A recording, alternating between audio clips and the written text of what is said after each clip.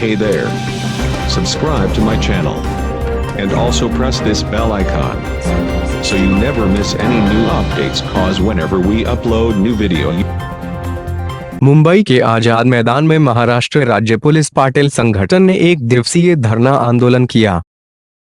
राज्यामधले जे 40,000 पोलीस पाटील आहेत त्या पोलीस पाटलांच्या हितासाठी पोलीस पाटलांच्या कर्तव्य आणि त्यांना मिळणारा जे मानधन आहे हे अतिशय तुटपुंज आहे।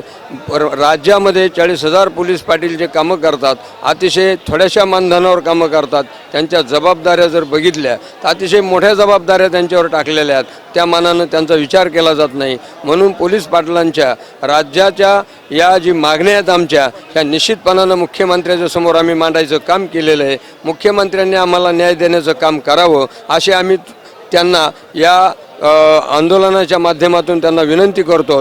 त्यांनी तत्कालीन मुख्यमंत्री गृहमंत्री यांनी पोलीस पाटलांना 7,500 रुपयाची आश्वासन दिले होते, घोषणा केली होती, पण ते या शासनानं फाईल बाजूला ठेवून आमच्यासाठी एक कमिटी स्थापन केली।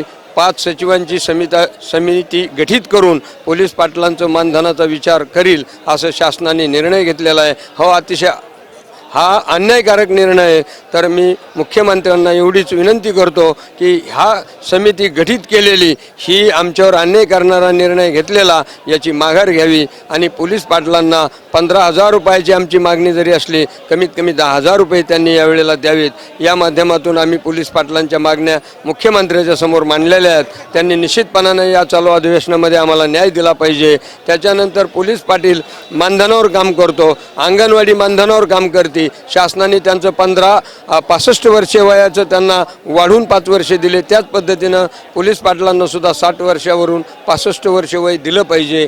त्याच्यानंतर पोलीस पाटलांचा विमा शासनाच्या मार्फत भरला गेला पाहिजे, त्याचे हप्ते शासनाने भरले गेले पाहिजेत।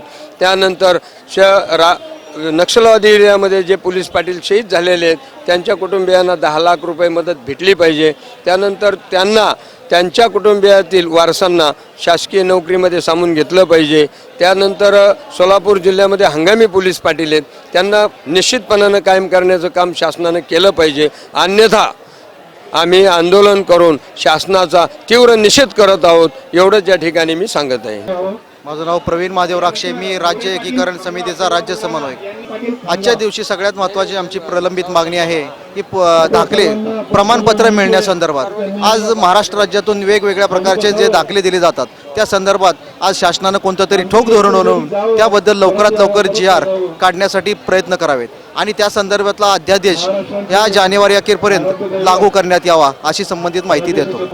मी दिलीप पाटील, सोलापूर जिल्हा पोलीस पाटील संघटना अध्यक्ष। आज आमच्या पोलीस पाटलांच्या महाराष्ट्रातील पोलीस पाटलांच्या विविध मागण्यासाठी महाराष्ट्रातून सगळ्या जिल्ह्यातून पोलीस पाटील इथं हजर झाले।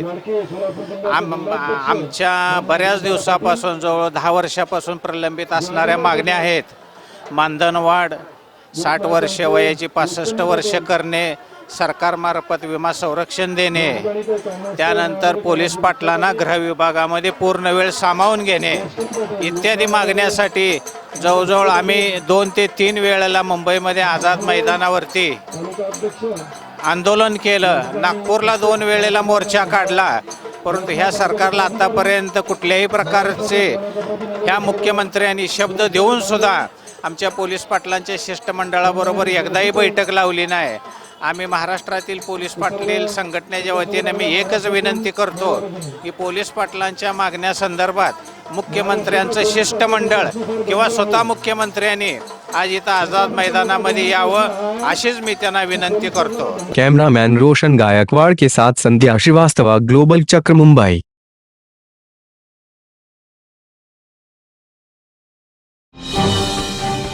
Hey there. Subscribe to my channel. And also press this bell icon. So you never miss any new updates cause whenever we upload new video